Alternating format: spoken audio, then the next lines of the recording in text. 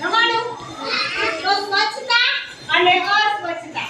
તો જો સ્વચ્છતા આવે ને જેમ કે માથું ઓળાવવાનું તો તમારે ઊભા ઓળાવવાનું. હું એમ કહું કે માથું ન ઓળાવાય તો તમારે બેસી જાવ. રેડી? સરસ. ચાલો થઈ જાવ બધા ઊભા. માથું ઓળાવવાનું.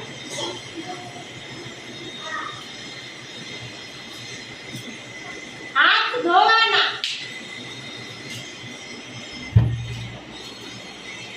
કાન સાફ કરવાના. નાવાનું નહીં. લે વાહ. તું કેવું બોલાઈ ગયો? ના ખબર પડી? નાવું જોઈએ. શું કરવું જોઈએ? હા, ચાલો શરૂ કરી દો. બ્રશ કરવાનો અને ગુડ ટચ એટલે કે આપણે સારી રીતે આપણે અડે એ, બરોબર? તો આપણે કોઈ ખરાબ રીતે પણ અડતા હોય, કોઈ સારી રીતે પણ અડતા હોય. તો હું તમને એક પ્રયોગ કરું. ચાલો દર્શન જોયા. તારે જોતી કહેવાનું છે, બરોબર? જો હું તને આમ ખબરેલું તો એ શું સારું છે કે ખરાબ છે? સારું. પછી હું તને જો આવી રીતે આમ કેવું એ સારું છે કે ખરાબ છે? હા, શું કહેવાનું? આ ખરાબ ટચ છે. કોઈ પણ આપણે આવી રીતે સ્પર્શ કરે કે અડે કે આપણે હાથ આમ ફેરવે તો રાડ નાખવાની. શું નાખવાનું? રાડ નાખવાની. કોઈને પણ આપણા શરીરને અડવા દેવાનું નહીં. અને નાવા ટાણે પણ મમ્મીને જ કહેવાનું. એમ ના માણસની બેટા એમ ન કરે. સકી બેસે નથી. નાવા ટાણે પણ મમ્મીને જ કહેવાનું કે મને નવડાવી દો. શું? અને કોઈ પણ ખુલ્લામાં કે કોઈ આપણે જોવે ત્યારે કપડા બદલાવાના નહીં. કોઈ ખુલ્લી જગ્યાએ આપણે કપડા નહીં બદલાવાના. કોઈ આપણું સામું જોતું હોય તો કપડા નહીં બદલાવાના.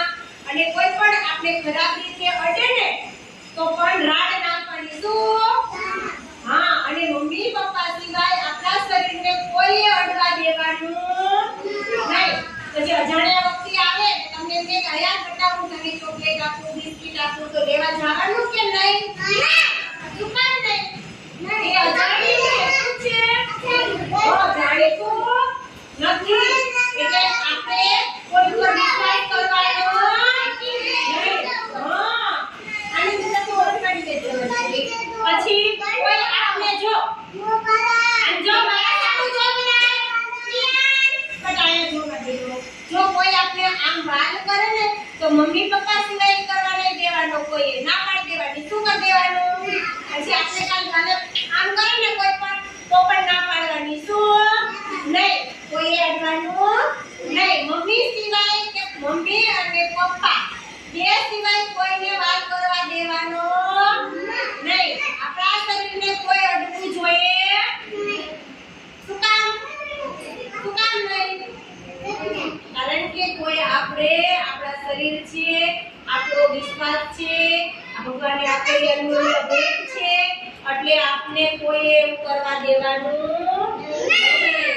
એટલે તમને અત્યારથી હું કહું છું કોઈ પણ તમને અડે તો શું કરવાનું?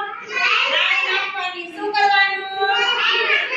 બહારના વ્યક્તિ કે કોઈ પણ તમને છોકરો છોકરી કોઈ પણ નાના મોટા તમને કોઈ આવી રીતે આમ મેં કીધું એમ જો આવી રીતે કોઈ આમ વાલ કરે કે આમ કરે કે કોઈ આપણે એવી રીતે કરે ને તો અડવા દેવાનું નહીં. રાડ નાખવાનું.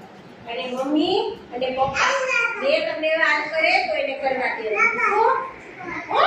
બીજા કોઈને નહીં. તો શીખવાડ્યું છે મેં તમને સારું. બધાને સારું શીખવાડ્યું. તો કોઈ અડવા દેશો પોતાના શરીરને નહીં. અને કપડા પણ ક્યાં કોઈ દેખે એમ બદલાવાના નહીં. આપણું શરીર કોઈને દેખાય રીતે નહીં બદલાવાના. ગાયનું દહીં એ બદલાવાના અથવા મમ્મીની સામે બદલાવાના. બદલાવશો ને હવે? અને હાથે નાવાનું અથવા મમ્મીને કહેવાનું નવડાવી દો. બીજા કોઈને અડવા દેવાના નહીં. ખાસ કરીને પીપીની જગ્યા આપણી હોય ને ત્યાં તો કોઈને ના અડવા દેવાના. બધાએ છોકરા છોકરી બધાને કહું છું. અને